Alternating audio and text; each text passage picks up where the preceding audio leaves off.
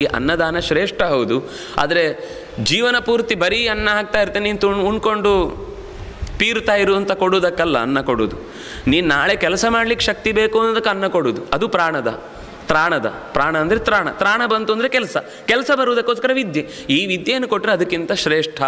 ಎಷ್ಟು ಒಂದು ಹಂತದಲ್ಲಿ ಎಲ್ಲವನ್ನೂ ಶ್ರೇಷ್ಠ ಅಂತ ಹೇಳ್ತಾರೆ. ಆದರೆ ಯಾವುದಕ್ಕಿಂತ ಯಾವುದು ಹಿರಿದು, ಎಲ್ಲಿ ನಾವು ಎಚ್ಚರ ತಪ್ಪಬಾರದು. ನೋಡಿ, ನಾವು ಈಗ ಮಾಡಿದ ಯೋಜನೆಯನ್ನು ಇವ್ರು ನಿಲ್ಲಿಸಿಬಿಟ್ರು, ಕೊಡಬೇಕಾದನ್ನು ತಪ್ಪಿಸಿದ್ರು ಅಂದರೆ ಇವನಿಗೇನರ್ಥ? 5 ವರ್ಷನೂ ಇವನ ಹೆಸರನ್ನೇ ಹೇಳ್ಕೊಂಡು ಮುಂದಿನ ವರ್ಷ ನಾನು ಕೊಡಬೇಕು ಅಂದರೆ ನನಗೇ ನೀನು ಓಟ್ ಹಾಕಬೇಕು ಅಂತ ಅವರನ್ನು ಎಳ್ಕೊಂಡ ಹಾಗಲ್ವ ಯೋಜನೆಯ ಉದ್ದೇಶ. ಒಂದು ಚಂದದ ಕಥೆ ಇತ್ತು. ಆ ಮಗು ಯಾವತ್ತೂ ನಡೆಯುವುದೇ ಕಲಿಬಾರದು ಅಂತ ಸವತಿ ತಾಯಿ ಮಗುವನ್ನು ಎತ್ಕೊಂಡೇ ಓಡಾಡ್ತಾ ಇದ್ಲಂತೆ 15 ವರ್ಷ ಆದಮೇಲೆ. ಆಗುವ ತನಕನೂ ಮಗುವೆ ಆಗಿದ್ದರಿಂದ ಒಂದು ದಿವಸ ಕೆಳಗಿಳಿಸ್ಲಿಕ್ಕೆ ಬಿಡಲಿಲ್ಲ. ಊರಿನವರಿಗೆಲ್ಲ ಪ್ರೀತಿ. ಆ ತಾಯಿ ಎಂಥದ್ರಿ, ಆ ಮಗುವಿಗೆ ಒಂದು ದಿವಸ ಮಣ್ಣಿನ ಧೂಳಿನ ಸೋಕು ಆಗದಂತೆ ಎತ್ತಿಕೊಂಡು ಓಡಾಡ್ತಾ ಇದ್ದಾಳೆ. 15 ವರ್ಷ ಆದಮೇಲೆ ಸಂಪತ್ತು ಬಂತು, ಗಂಡ ತೀರಿಕೊಂಡ್ಮೇಲೆ ಆಸ್ತಿ ಬಂತು, ಹೊರಟೋದ್ಲು. ಮಗುವನ್ನು ಅಲ್ಲೇ ಬಿಟ್ಟು ಹೊರಟೋದ್ಲು. ಆ ಮಗುವಿಗೆ ನಡೆಯುವುದೇ ಅಭ್ಯಾಸ ಆಗಿರಲಿಲ್ಲ, ಅದು ತೆವಳುತ್ತಾ ಕೂತಿತ್ತು. ಅದು ದುಡಿಯುವುದು ಕಲೀಲಿಲ್ಲ, ಈ ವ್ಯವಸ್ಥೆಯೂ ಗೊತ್ತಾಗಲಿಲ್ಲ. ಆ ಸವತಿಯ ಹೆಸರು ಮೀಸಲಾತಿ ಅಂತ. ಕೊನೆಗೆ ಹೀಗೆ ಗುರುಗಳು, ಅತಿಥಿಗಳು, ತಂದೆ, ತಾಯಿ ಇವರ ಪಾದಾಭ್ಯಂಗ ಇದು ಬಹಳ ಮುಖ್ಯ ಅಂತ ಹೇಳ್ತಾರೆ. ಮನೆಗೆ ಅತಿಥಿಗಳು ಬಂದಾಗ, ಅಂದರೆ ಜ್ಞಾನಿಗಳಾಗಿ ಹಿರಿಯರಾಗಿದ್ದರೆ, ಅಥವಾ ತುಂಬ ನಿಜವಾಗಿ ವಯಸ್ಸಿನಲ್ಲಿ ಹಿರಿಯರಾಗಿರ್ತಾರೆ, ಅಥವಾ ಯಾವುದೋ ಒಂದು ಕರ್ಮದಲ್ಲಿ ತುಂಬ ಕೆಲಸ ಮಾಡಿ ಶ್ರೇಷ್ಠರಾದರು, ತಪೋವೃದ್ಧರು, ಜ್ಞಾನವೃದ್ಧರು, ವಯೋವೃದ್ಧರು, ಈ 3 ವೃದ್ಧರನ್ನು ಗುರುತಿಸಬೇಕು ಅಂತ ಹೇಳಿ ಆ ವೃದ್ಧರಲ್ಲಿ ಅತಿಥಿಗಳಾಗಿ ಬಂದಾಗ ಕಾಲು ಒತ್ತಬೇಕು. ಪಾದಾಭ್ಯಂಗಂ ತತಃ ಕುರಿಯಾತ್. ಚೆನ್ನಾಗಿ ಪಾದವನ್ನು ಒತ್ತಿ ಬಿಸಿ ನೀರಲ್ಲಿ ಇರಿಸಿ ಚೆನ್ನಾಗಿ ತೊಳೆದು ಏನೇನೋ ಒಂದಿಷ್ಟು ಹೇಳ್ತಾರೆ ಮಾಡಬೇಕು ಅಂತ. ದೊಡ್ಡವರಿಗೆ, ಗುರುಗಳಿಗೆ, ಅತಿಥಿಗಳಿಗೆ, ತಂದೆ ತಾಯಿಗಳಿಗೆ ಈ ರೀತಿ ಮಾಡುವುದರಿಂದ ಅವನು ಭಗವಂತನ ಸೇವೆಯನ್ನೇ ಮಾಡಿದ ಹಾಗೆ. ಯಾಕೆಂದರೆ ಸರ್ವತೀರ್ಥ ಫಲಪ್ರದಂ. ಈ ಅಭ್ಯಂಗದ ಫಲ ಏನು ಅಂದರೆ ಅವನು ಗಂಗಾದಿ ಸಕಲ ತೀರ್ಥಗಳಲ್ಲಿ ಮಿಂದ ಫಲವನ್ನು ಪಾದಾಭ್ಯಂಗದ ಕರ್ಮದಿಂದ ಅವನು ಪಡೀತಾನೆ ಅಂತ ಮಾತು ಹೇಳುತ್ತಾರೆ. ಮುಂದೆ ಪ್ರದಕ್ಷಿಣೆಯ ಒಂದು ವ್ಯವಸ್ಥೆಯನ್ನು ಹೇಳುತ್ತಾರೆ. ದೇವ್ಯಾ ಪ್ರದಕ್ಷಿಣಂ ಏಕಾಂ ಸಪ್ತ ಸೂರ್ಯಸ್ಯ ಭೂಮಿಪ ತಿಸ್ರಃ ವಿನಾಯಕಸ್ಯಾಪಿ ಚತಸ್ರೋ ವಿಷ್ಣು ಮಂದಿರೇ. ದೇವಿಯ ದೇವಸ್ಥಾನ ಆದರೆ, ದುರ್ಗೆಯ ದೇವಸ್ಥಾನ ಆದರೆ 1 ಪ್ರದಕ್ಷಿಣೆ, ಸೂರ್ಯ ದೇವಸ್ಥಾನ ಆದರೆ 7 ಪ್ರದಕ್ಷಿಣೆ, ವಿನಾಯಕನ ದೇವಸ್ಥಾನ ಆದರೆ ಆಗ 3 ಪ್ರದಕ್ಷಿಣೆ, ಚತಸ್ರಃ ವಿಷ್ಣು ಮಂದಿರೆ 4 ಪ್ರದಕ್ಷಿಣೆ, ವಿಷ್ಣುವಿನ ದೇವಸ್ಥಾನ ಆದಾಗ 4 ಪ್ರದಕ್ಷಿಣೆ. ಹೀಗೆ ಈ ಪ್ರದಕ್ಷಿಣೆಗಳದ್ದು ಒಂದೊಂದು ಲೆಕ್ಕಾಚಾರ. ಇನ್ನು ಶಿವನ ವಿಷಯದಲ್ಲಿ 2 ರೀತಿಯ ಮಾತುಗಳು ಬರ್ತವೆ. ಕೆಲವು ಕಡೆ ಹೇಳುವಾಗ ಪ್ರದಕ್ಷಿಣೆ ಬಂದು ಮತ್ತೆ ಅಪ್ರದಕ್ಷಿಣಾಕಾರವಾಗಿ, ಅಂದರೆ ಆ ಕೊನೆಯಲ್ಲಿ ಒಂದು ಸಾಕ್ಷಿ ಅಂತ ಇರುವ ಕಲ್ಲಿನ ಭಾಗದಲ್ಲಿ ಒಳಗಿನಿಂದ ತಿರುಗಿ ಮತ್ತೆ ಹಿಂದಕ್ಕೆ ಬಂದು ಎದುರುಗಡೆ ಬಂದು ನಿಂತು ನಮಸ್ಕಾರವನ್ನು ಹಾಕಬೇಕು ಅಂತ ಒಂದು. ಇನ್ನು ಕೆಲವು ಕಡೆ ಸವ್ಯದಿಂದ, ಅದು ದೇವಸ್ಥಾನ ಹೇಗಿದೆಯೋ ಸ್ಟ್ರಕ್ಚರ್ ಹಾಗೆ. ಅಲ್ಲಿ ದೇವಸ್ಥಾನದಲ್ಲಿ ಮಧ್ಯದಲ್ಲಿ, ಈ ಅದ್ಯಪಾಡಿ ದೇವಸ್ಥಾನಕ್ಕೆ ನೀವು ಹೋದರೆ ಅಲ್ಲಿ ಮಧ್ಯದಲ್ಲಿ ಪೂರ್ತಿ ಗುಡ್ಡನೇ ಇದೆ, ನಿಮಗೆ ಈಚೆ ಬರಲಿಕ್ಕೆ ದಾರಿ ಇಲ್ಲ, ಅಲ್ಲಿ ಹಾಗೆ. ಅಥವಾ ಮೊದಲಿಂದ ಆ ಪರಂಪರೆ ಇರುವಂಥದ್ದು ಕೆಲವಿರುತ್ತೆ, ಅಲ್ಲಿ ಹಾಗೆ. ಇಲ್ಲ ಅಂದರೆ ಸವ್ಯ ಪ್ರದಕ್ಷಿಣೆ ಮಾಡಿದರೆ ತಪ್ಪಲ್ಲ ಅನ್ನುವ ರೀತಿಯಲ್ಲಿ ಇಲ್ಲಿ ಒಂದು ಮಾತು, ಸವ್ಯೇನೈವ ಪ್ರದಕ್ಷಿಣಂ, ಸವ್ಯದಿಂದಲೇ ಮತ್ತೆ ವಾಪಸ್ಸು ಅವನಿಗೂ 5 ಪ್ರದಕ್ಷಿಣೆ ಬಂದು ನಮಸ್ಕಾರ ಮಾಡುವಂಥದ್ದು ಅನ್ನುವ ರೀತಿಯಲ್ಲಿ ಮಾತುಗಳು ಬಂದಿವೆ. ಯೋ ವಿಷ್ಣು ಭಕ್ತಿಭಾವೇನ ತಥೈವ ಗೋದ್ವಿಜಸ್ಯ ಚ. ಇನ್ನೂ ಪ್ರದಕ್ಷಿಣೆ ಬರಬೇಕಾದದ್ದು ನಮಗೆ ಪಾಠ ಮಾಡಿದ ಗುರುಗಳಿಗೆ ಪ್ರದಕ್ಷಿಣೆ ಬಂದು ನಮಸ್ಕಾರ ಮಾಡಬೇಕು ಅಂತ, ಹಸುವಿಗೆ ಪ್ರದಕ್ಷಿಣೆ ಬಂದು ನಮಸ್ಕಾರ ಮಾಡಬೇಕು ಅಂತ.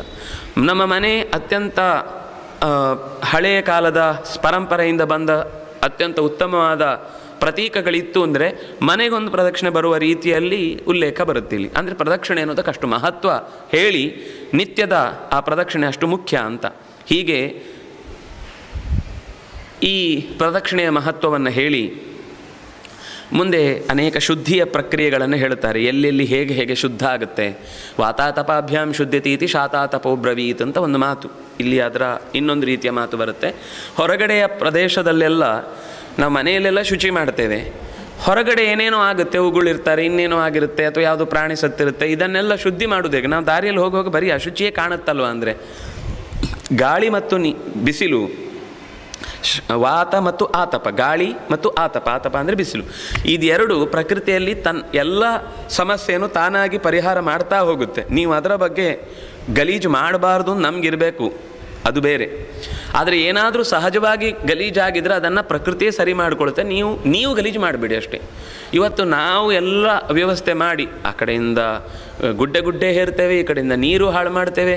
ಎಷ್ಟು ಮಾತು ಹೇಳ್ತಾರೆ ಅಂದರೆ, ನೀರಿನಲ್ಲಿ ಯಾರಾದರೂ ಮಾಲಿನ್ಯ ಮಾಡಿದರೆ ಅವನಿಗೆ ನೀರು ಸಿಗದೇ ಇರುವ ಜಾಗದಲ್ಲಿ ಅವನು ಹುಟ್ಟಿ ಬರ್ತಾನೆ ಅಂತ. ನಮಗೆಲ್ಲ ಒಂದು ಅರ್ಥದಲ್ಲಿ ಪೇಟೆಯಲ್ಲಿ ಇರುವವರಿಗೆ ಮನೆಯ ಅಂದರೆ ಹಿಂದೆ ಎಲ್ಲ ಹೇಗೆ ಅಂದರೆ, ಹಳ್ಳಿಯಲ್ಲಿ ಸಾಧ್ಯ, ಪೇಟೆಯಲ್ಲಿ ಕಷ್ಟವೂ ಹೌದು. ಹಳ್ಳಿಯಲ್ಲಿ ಏನಾಗುತ್ತೆ ಅಂದರೆ, ಮನೆಯ ಬಚ್ಚಲ ನೀರು ಅದು ಹೋಗಿ ಒಂದು ಬಾಳೆಯ ಗಿಡದ ಬುಡಕ್ಕೆ ಬೀಳುತ್ತೆ. ಬಾಳೆಯ ವಿಶೇಷ ಗುಣ ಏನು ಅಂದರೆ, ತನ್ನ ಬುಡದಲ್ಲಿ ಬಂದ ಎಲ್ಲ ನೀರನ್ನು ಎಷ್ಟೋ ಭಾಗವನ್ನು ಶುದ್ಧೀಕರಿಸಿ ಅದರಲ್ಲಿ ಕೆಸರು ಮಾತ್ರ ಮಣ್ಣಲ್ಲಿ ಉಳಿಯುವಂತೆ ಮಾಡಿ, ಆ ಕೆಸರು ಮಣ್ಣಾಗುವಂತೆ ಮಾಡಿ ನೀರಿನ ಶುದ್ಧೀಕರಣದ ಘಟಕ ಅದು ಅಂತ ಇವತ್ತು ಸಸ್ಯಶಾಸ್ತ್ರ ಹೇಳುತ್ತೆ. ಅಂದರೆ ಪ್ರಾಚೀನರಿಗೆ ಇದೆಲ್ಲ ಎಷ್ಟು ಚೆನ್ನಾಗಿ ಗೊತ್ತಿತ್ತು. ನಮಗೆ ಇವತ್ತು ಹೌದಾ ಹಾಗೆಲ್ಲ ಇದೆಯಾ ಅಂತ ನಾವು ಸಮಾಧಾನದಿಂದ ಏನೋ ಅದನ್ನು ದೊಡ್ಡ ವಿಷಯ ಅಲ್ಲ ಅಂತ, ಇದೆಲ್ಲ ದೊಡ್ಡ ವಿಷಯ ಅಲ್ಲ ಅಂತ. ಆದರೆ ಅವರಿಗೆ ಆ ಕಾಲದಲ್ಲಿ ಇದರ ಯಾವ ಪರಿಚಯವಿಲ್ಲದೆ ಇದ್ದಾಗ ಇಷ್ಟೆಲ್ಲ ಯೋಚನೆ ಮಾಡ್ತಾರೆ ಅಂದರೆ, ನೀರು ಹಾಳಾಗುವುದನ್ನು ಅವರು ಒಪ್ಪಿಕೊಳ್ತಿರಲಿಲ್ಲ ಅನ್ನೋದು ಗೊತ್ತಾಗುತ್ತೆ. ಅನೇಕ ಮಾತುಗಳನ್ನು ಹೇಳ್ತಾರೆ. ಉಗುಳುವುದಾಗಲಿ, ಮಲಮೂತ್ರಗಳನ್ನು ವಿಸರ್ಜಿಸುವುದಾಗಲಿ ನೀರಲ್ಲಿ ಯಾವ ಕಾರಣಕ್ಕೂ ಮಾಡಲೇಬಾರ್ದು ಅನ್ನೋಂಥ. ನಮ್ಮಲ್ಲಿ ತಮಾಷೆಗೆ ಹೇಳೋದುಂಟು, ಈ ಮದುವೆಯ ಸಂದರ್ಭದಲ್ಲಿ ಮಳೆ ಬಂತು ಅಂದರೆ ಇವನ್ನೆಲ್ಲೋ ಹೋಗುವ ತೋಡಿಗೆ ಮೂತ್ರ ವಿಸರ್ಜನೆ ಮಾಡಿದ್ದ, ಅದಕ್ಕೋಸ್ಕರ ಅವನಿಗೆ ಮನೆ ಹಬ್ಬ ಪೂರ್ತಿ ಮನೆಯ ಆ ಇಡೀ ಮದುವೆಯ ಸಂತಸವೇ ಎಲ್ಲ ಹಾಳಾಗಿ ಹೋಗುವಾಗ ಆಗುತ್ತೆ ಅಂತ. ಅದು ಎಷ್ಟು ಸಂಬಂಧ ಇದೆ ಅನ್ನೋದಕ್ಕಿಂತ ಹೆಚ್ಚು ಒಂದು ಆ ಪ್ರಜ್ಞೆ ಹೀಗಿರಬೇಕು, ಮಾಡಬಾರ್ದು ಅನ್ನೋದನ್ನು ತಿಳಿಸ್ಲಿಕ್ಕೋಸ್ಕರ ಆ ರೀತಿಯಾದ ಮಾತುಗಳನ್ನು ನಾವು ಕೇಳ್ತೇವೆ. ಅಂದರೆ ಅವರಿಗೆ ಪರಿಸರದ ಕಾಳಜಿ ಅಷ್ಟು ಇತ್ತು. ನಾವು ಅವಿದ್ಯಾವಂತರು ಅಂತ ಯಾರನ್ನು ಹೇಳ್ತೇವೋ ಹಿಂದಿನ ಕಾಲದ ಮಂದಿಯನ್ನು, ಅವರಿಗಿರುವಷ್ಟು ಪ್ರಜ್ಞೆ ಇವತ್ತು ನಾವು ವಿದ್ಯಾವಂತರು ಅಂತ ಸರ್ಟಿಫಿಕೇಟ್ ಹಿಡ್ಕೊಂಡು ಅವ್ರಿಗೆ ಖಂಡಿತ ಅಷ್ಟಿಲ್ಲ. ಅದರಿಂದಾಗಿ ಇದು ನಮ್ಗೆ ಕೊಡುವ ಎಚ್ಚರ. ನಾವು ಎಷ್ಟು ಪ್ರಕೃತಿಯಲ್ಲಿ ಕೊಳೆಯಾಗದಂತೆ ನೋಡ್ಕೊಳ್ತೇವೋ, ಅಷ್ಟು ಭಗವಂತನ ಮಂದಿರವನ್ನು ಹೇಗೆ ಪವಿತ್ರವಾಗಿರಿಸಿದ್ದೇವೋ ಅಷ್ಟೇ ಪವಿತ್ರವಾಗಿ ಪ್ರಕೃತಿಯನ್ನೂ ಕೂಡ ಅವನ ಶರೀರ ಅಂತ ಭಾವಿಸಿ ಪವಿತ್ರವಾಗಿರಿಸುವುದು ನಮ್ಮ ಕರ್ತವ್ಯ ಅನ್ನುವ ಮಾತುಗಳನ್ನು ಹೇಳ್ತಾರೆ. ಯಾಕೆ ಅಂದರೆ, ಆಪೋ ದೇವಗಣ ಪ್ರೋಕ್ತಾಹ, ನೀರು ಅಂದರೆ ಅದು ಬರೀ ನೀರಲ್ಲ, ಅಲ್ಲಿ ಎಲ್ಲ ದೇವತೆಗಳ ಸನ್ನಿಧಾನ ಇದೆ. ಆಪ ಪಿತೃಗಣ ಸ್ಮೃತ, ನೀರು ಅಂದರೆ ಬರೀ ದೇವತೆಗಳು ಮಾತ್ರ, ಅಲ್ಲಿ ನಮ್ಮ ಪೂರ್ವ ಪಿತೃಗಳ ಸಂಬಂಧದ ನಿಯಾಮಕ ದೇವತೆಗಳು ಅಲ್ಲಿ ಇರ್ತಾರೆ. ಅದರಿಂದಾಗಿ ನಾವು ಯಾವತ್ತಿಗೂ ಕೂಡ ನೀರನ್ನು ಮಾಲಿನ್ಯ ಮಾಡಬಾರ್ದು. ಅದೇ ಕಾರಣಕ್ಕಾಗಿ ತಸ್ಮಾತ್ ಅಸ್ಯ ಜಲಂ ದೇಯಂ ಪಿತೃಣಾಂ ಹಿತಮಿಚ್ಛತ, ಅದರಿಂದಾಗಿ ನಾವು ದೇವತೆಗಳಿಗೆ ಪಿತೃಗಳಿಗೆ ತರ್ಪಣವನ್ನು ಕೊಡುವಾಗ ಎರಡು ಕೈಗಳನ್ನು ಎತ್ತಿ ಆಕಾಶದತ್ತ ಕೈ ಮಾಡಿ ಎರಡು ಕಿವಿಗಳಿಗೆ ತೋಳು ಮುಟ್ಟುವ ಹಾಗೆ ಅರ್ಘ್ಯ ಕೊಡಬೇಕು ಅಂತ ಇರುವುದು. ಅಂದರೆ ನಮ್ಮ ಕಿವಿಯಲ್ಲಿ ಗಂಗೆಯ ಸನ್ನಿಧಾನ, ಬಲಕಿವಿಯಲ್ಲಿ ಯಾವಾಗಲೂ ಅದು ಜನ್ನುವಿನ ಬಲಕಿವಿಯಿಂದ ಗಂಗೆ ಇಳಿದು ಬಂದ್ಲು ಅನ್ನುವ ಕಾರಣಕ್ಕಾಗಿ ಗಂಗೆಯ ಸನ್ನಿಧಾನ ಬಲಕಿವಿಯಲ್ಲಿ ಹೆಚ್ಚು ಅಂತ. ಅಂದರೆ ಆ ದೃಷ್ಟಿಯಲ್ಲಿ ತೋಳಿನ ಸಂಪರ್ಕ ಕಿವಿಗೆ ಮಾಡಿಸಿ ಅರ್ಘ್ಯವನ್ನು ಕೊಟ್ಟೆವು ಅಂತಾದರೆ ದೇವತೆಗಳು ಬಹಳ ತೃಪ್ತಿಯನ್ನು ಹೊಂದುತ್ತಾರೆ. ಧರ್ಮಾಣಿ, ಕೊನೆಗೆ ಒಂದು ಮಾತು ಹೇಳುತ್ತಾರೆ ಈ ಶುದ್ಧಿಯ ಬಗ್ಗೆ ಹೇಳುವಾಗ. ಇನ್ನೊಂದು ಸಣ್ಣ ಮಾತು, ಶಯನಾದ್ ಉತ್ಥಿತ ನಾರಿ ಶುಚಿ ಸ್ಯಾತ್ ಅಶುಚಿ ಪುಮಾನ್. ನಿದ್ದೆಯಿಂದ ಎದ್ದ ತಕ್ಷಣವೇ ಒಳಗಿನ ಎಲ್ಲ ಶುದ್ಧಿ ಪ್ರಕ್ರಿಯೆಯಲ್ಲಿ ದೇವರ ಕೋಣೆಯನ್ನು ಶುದ್ಧಿ ಮಾಡ್ತಾಳೆ, ಇನ್ನೊಂದು ಮಾಡ್ತಾಳೆ, ಮತ್ತೊಂದು ಮಾಡ್ತಾಳೆ. ಅವಳು ಸ್ನಾನ ಮಾಡದೆಯೂ ಆ ಹೊರಗಿನ ಎಲ್ಲ ಶುದ್ಧಿಯನ್ನು ಮಾಡಿದರೂ ಅದು ಶುದ್ಧಿಯೇ. ಶಯನಾದ್ ಉತ್ಥಿತ ನಾರಿ ಶುಚಿ ಸ್ಯಾತ್, ಆದರೆ ಪುಮಾನ್ ಅಶುಚಿ. ಇವನಿಗೆ ಸ್ನಾನ ಮಾಡಿದ ಮೇಲೇ ದೇವ್ರ ಕೋಣೆ ಒಳಗೆ ಹೋಗಬೇಕು. ಅವರಿಗಾದರೆ ಅವರು ಎದ್ದ ತಕ್ಷಣವೇ ಅದೇ ಅಪೂರ್ವ ಸಿದ್ಧತೆ ಮಾಡ್ಕೊಳ್ಳಿಕ್ಕೆ ಅವರಿಗಿರುವ ಒಂದು ಅರ್ಹತೆಯೂ ಹೌದು, ಮತ್ತು ಅದು ಸಹಜವಾಗಿ ದೈವವೇ ಒದಗಿಸಿದಂತಹ ಶುದ್ಧಿ. ಅವರನ್ನು ನೀವು ಎಲ್ಲ ಸ್ನಾನ ಮಾಡಿ ಆದಮೇಲೆ ಶುದ್ಧಿ ಅಂತ ಹೇಳಬೇಡಿ. ಆ ಮನೆಯ ಎಲ್ಲ ಯಾಕೆಂದರೆ ಎಲ್ಲ ಕೆಲಸ ಆಗಿ ಆಮೇಲೆ ಒಂದು ಮಿಂದು ಅವರ ನಿತ್ಯದ ಅನುಷ್ಠಾನವನ್ನು ಮಾಡ್ಕೊಳ್ಳಿಕ್ಕೆ ಅವರಿಗೆ ಅನುಕೂಲ ಆಗುತ್ತೆ. ಒಂದು ಸರ್ತಿ ಒಂದು ಸ್ನಾನ ಆದಮೇಲೆ ಎಲ್ಲ ಕೆಲಸ ಮಾಡಿ ಬೆವತು ಕೂತು ಏನು ಅನುಷ್ಠಾನ ಮಾಡಲಿಕ್ಕಾಗುತ್ತೆ? ಅವರಿಗೂ ಒಂದಿಷ್ಟು ಹೊತ್ತು ಮನಸ್ಪೂರ್ವಕವಾಗಿ ದೇವರ ಮುಂದೆ ಕೂತು ಜಪ ಮಾಡಲಿಕ್ಕೆ, ಅನುಷ್ಠಾನ ಮಾಡಲಿಕ್ಕೆ ಅವಕಾಶ ಇದೆ. ಶಾಸ್ತ್ರ ಹೇಳುತ್ತೆ ಅದನ್ನೆಲ್ಲ. ಎಲ್ಲ ಹೆಣ್ಮಕ್ಳಿಗೂ, ಅವರು ಇವರು ಅಂತಲ್ಲ, ಎಲ್ಲರಿಗೂ ಅವಕಾಶ ಇದೆ ಅಂತಲೇ ಗೊತ್ತಿರೋದಿಲ್ಲ, ಅಥವಾ ಇಲ್ಲ ಅಂತ ಹೇಳಿದವರ ಮಾತಿಗೆ ಬಲಿಯಾಗಿರ್ತಾರೆ ಅನ್ನೋದು ಬಿಟ್ಟರೆ ಇದೆ ಅನ್ನೋದನ್ನು ಇಲ್ಲಿ ಹೇಳ್ತಾ, ಅದರಿಂದಾಗಿ ಮೊದಲ ಪೂರ್ವ ಸಿದ್ಧತೆಗೆ ಬೇಕಾದಂತಹ ಕರ್ತವ್ಯ ಮಾಡಲಿಕ್ಕೆ ಅವಳು ಯಾವಾಗಲೂ ಹಾಸಿಗೆಯಿಂದ ಎದ್ದವಳೇ, ಅವಳು ಯಾವತ್ತೂ ಶುಚಿ. ಭಗವಂತನ ನಾಮಸ್ಮರಣೆ ಮಾಡಿಕೊಂಡು ಬಂದರೆ ಅವಳಿಗೆ ಎಲ್ಲ ಕರ್ತವ್ಯದಲ್ಲೂ ಅವಳಿಗೆ ವಿಶೇಷವಾದ ಅವಕಾಶ ಇದೆ ಅಂತ. ಮುಂದೆ ಇದರ ಫಲಶ್ರುತಿಯನ್ನು ಹೇಳ್ತಾ ಧರ್ಮಾಣಿ ವಿಷ್ಣುಶ್ಚ ಫಲಾನಿ ವಿಷ್ಣು ಕರ್ಮಾಣಿ ವಿಷ್ಣುಶ್ಚ ಫಲಾನಿ ಭೋಕ್ತ ಕಾರ್ಯಂಚ ವಿಷ್ಣು ಕರಣಾನಿ ವಿಷ್ಣು ತಸ್ಮಾನ್ ನ ಕಿಂಚಿತ್ ಅಕಿಂಚಿತ್ಕರ ತಸ್ಮಾನ್ ನ ಕಿಂಚಿತ್ ವ್ಯತಿರಿಕ್ತಮೇತತ್. ಧರ್ಮ ಅಥವಾ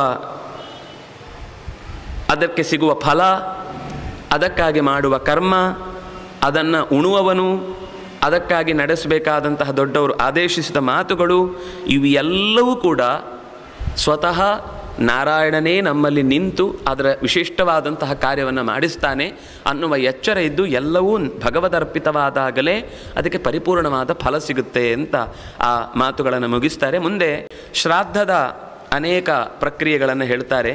ನಿತ್ಯ, ನೈಮಿತ್ತಿಕ, ಕಾಮ್ಯ, ವೃದ್ಧಿಶ್ರಾದ್ದ ಮತ್ತು ಪಾರ್ವಣ ಶ್ರಾದ್ದ ಅಂತ 5 ಬಗೆಯ ಶ್ರಾದ್ದಗಳನ್ನು ಉಲ್ಲೇಖ ಮಾಡ್ತಾರೆ. ನಿತ್ಯಂ ನೈಮಿತ್ತಿಕಂ ಕಾಮ್ಯಂ ವೃದ್ಧಿಂ ಶ್ರಾದ್ದಂ ತಥಾ ಅಥಾಪರಂ ಪಾರ್ವಣಂಚೇತಿ ವಿಜ್ಞೇಯಂ ಶ್ರಾದ್ದಂ ಪಂಚವಿಧಂ ಬುಧೈಹಿ ಅಂತ ವರ್ಷದಲ್ಲಿ ಮಾಡುವಂಥದ್ದು.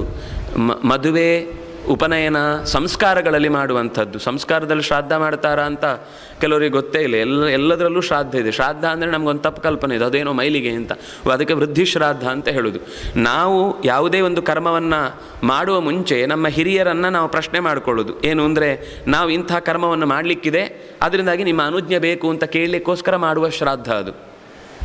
ಅದನ್ನು ನಾಂದಿ ಶ್ರಾದ್ದ ಅಂತ ಕರೀತಾರೆ ಅಥವಾ ವೃದ್ಧಿ ಶ್ರಾದ್ದ ಅಂತ ಕರೀತಾರೆ. ಅಂತಹ ವಿಶಿಷ್ಟವಾದಂತಹ ಶ್ರಾದ್ದಗಳ ಮೂಲಕ ತನ್ನ ಪೂರ್ವಜರಿಗೆ ಅವನು ಕೃತಜ್ಞತೆಯನ್ನು ಅರ್ಪಿಸುವ ಕ್ರಮ ಇದೆ. ನಿತ್ಯದ ಶ್ರಾದ್ದ, ನಿತ್ಯದಲ್ಲಿ ಕೊಡುವಂತಹ ತರ್ಪಣಾದಿಗಳು, ಸಂಕಲ್ಪ ಶ್ರಾದ್ದ ಮೊದಲಾದಗಳು. ನೈಮಿತ್ತಿಕವಾಗಿ ಗ್ರಹಣ ಮೊದಲಾದ ಕಾಲದಲ್ಲಿ ಮಾಡುವಂಥದ್ದು, ಅಥವಾ ಯಾವುದಾದ್ರೂ ವಿಶಿಷ್ಟವಾದ ಕ್ಷೇತ್ರಕ್ಕೆ ಹೋದಾಗ ಮಾಡುವಂತಹ ಶ್ರಾದ್ದ. ಅದು ಹೊರತಾಗಿ ಯಾರೋ ಒಬ್ಬ ಋತ್ವಿಜ ಬಂದಾಗ ನಮ್ಮ ಹಿರಿಯರಿಂದ ನಾನು ಅನುಗ್ರಹೀತನಾಗಬೇಕು, ಏನೋ ಪಿತೃಶಾಪ ಅಂತ ಕಾಣುತ್ತೆ, ಆಗ ವಿಶಿಷ್ಟವಾದ ಬಯಕೆಯಿಂದ ಶ್ರಾದ್ದ ಮಾಡುವಂಥದ್ದು ಕಾಮ್ಯ ಶ್ರಾದ್ದ ಅಂತ. ಪಾರ್ವಣ ಒಂದು ವರ್ಷದಲ್ಲಿ ಬರುವಂತಹ ಪ್ರತಿ ಆ ಗೊತ್ತುಪಡಿಸಿದ ದಿನದಲ್ಲಿ ಮಾಡುವಂತಹ ಶ್ರಾದ್ದ. ಇದರ ಇಷ್ಟರ ನಡುವೆಯೂ ಕೂಡ ಎಚ್ಚರದಲ್ಲಿ ಇದ್ದು ಮಾಡಬೇಕಾದ ಸಂಗತಿ ಏನು ಅಂತ ಅವರು ಬಹಳ ಚೆನ್ನಾಗಿ ಹೇಳ್ತಾರೆ.